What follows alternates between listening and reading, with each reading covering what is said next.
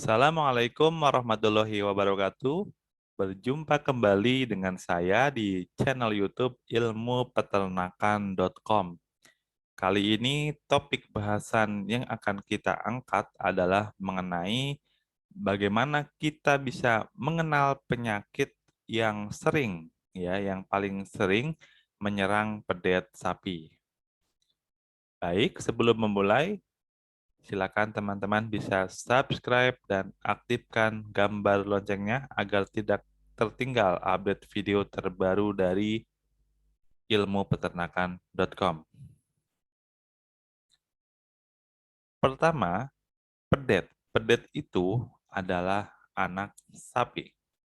Jadi seekor induk sapi yang baru saja melahirkan, ini akan melahirkan namanya adalah pedet, anak sapi yang baru lahir ya. Jadi punya nama sendiri-sendiri ya. Misalkan di kambing ada cempe, kalau di sapi adalah pedet. Jadi untuk penanganan pedet sendiri ini juga harus hati-hati karena pedet ini sangat rentan ya terkena penyakit ya seperti bayi ya. Bayi juga kan harus hati-hati ya. Ada hal-hal yang perlu kita perhatikan misalkan kebersihannya, kemudian pemberian susu. Jadi ketika pedet lahir sebisa mungkin pedet perlu diberikan yang namanya kolostrum. Kolostrum itu susu yang dari 0 sampai kurang lebih 7 hari yang diperah dari induknya. Itu sangat bermanfaat ya, kolostrum diberikan pada pedet. Nah, kali ini back to topik kita, kembali pada topik kita akan membahas mengenai penyakit apa saja yang sering menyerang pedet. Yang pertama, diare. Diare atau mencret. Ini penyakit yang sering menyerang pedet ya, karena pedet itu kan melakukan transformasi ya, dari makanan susu, kemudian nanti mulai mengenal hijauan, yang serat kasar itu ya, kemudian konsentrat, ya di dalam perutnya, di dalam rumennya. Nah, itu perlu dilatih ya. Nah, dalam proses itu, terkadang kita bisa menjumpai atau sering menjumpai penyakit diare atau mencret pada pedet. Keberadaan diare ini sangat riskan ya bagi kelangsungan hidup pedet ya. Seperti yang saya sampaikan tadi bahwa pedet ini perlu dengan hati-hati kita memeliharanya ya.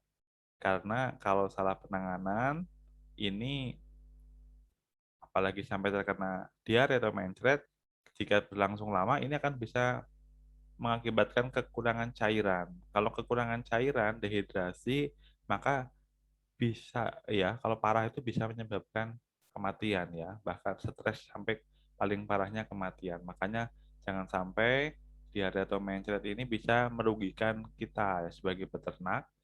Kita bisa rugi ya kalau sampai pedetnya mati. Padahal pedet itu kita perlu menunggu 9 bulan ya di dalam perut induknya ya. Itu proses ya, kita memberikan pakan induk dan sebagainya untuk bisa menghasilkan pedet yang kita harapkan.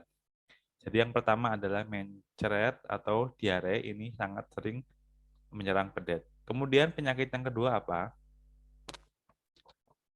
Penyakit yang sering kedua adalah yang sering muncul adalah cacingan ya.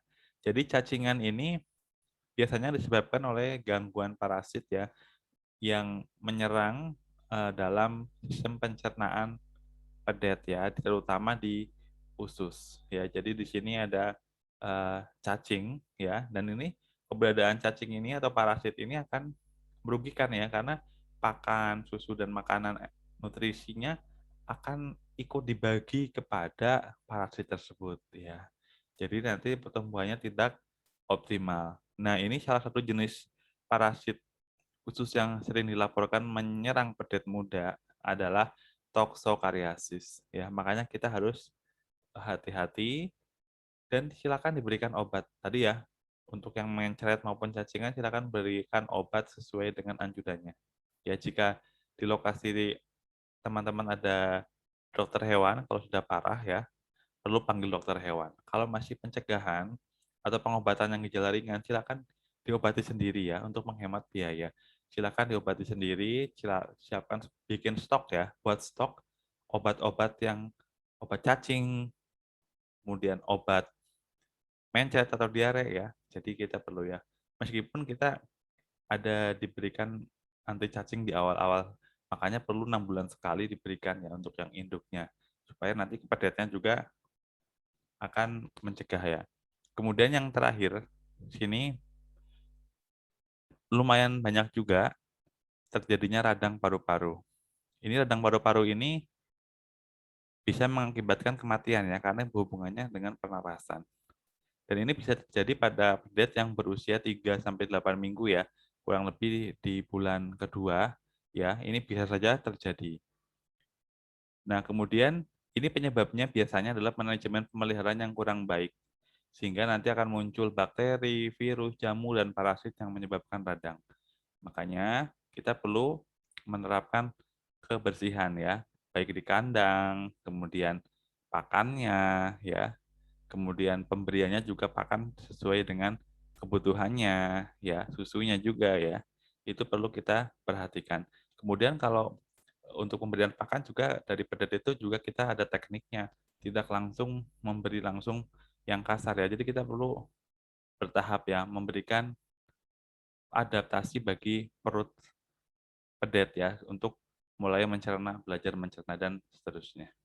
Ya demikian informasi ringan yang dapat disampaikan mengenai penyakit yang sering menyerang pada pedet.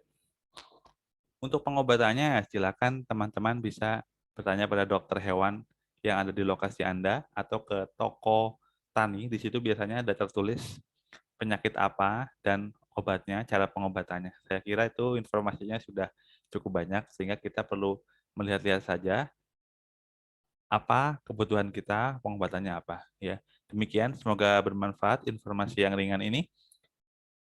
Terus dukung channel ini dengan cara like, subscribe, dan share. Sampai jumpa di video ilmupeternakan.com berikutnya. Assalamualaikum warahmatullahi wabarakatuh.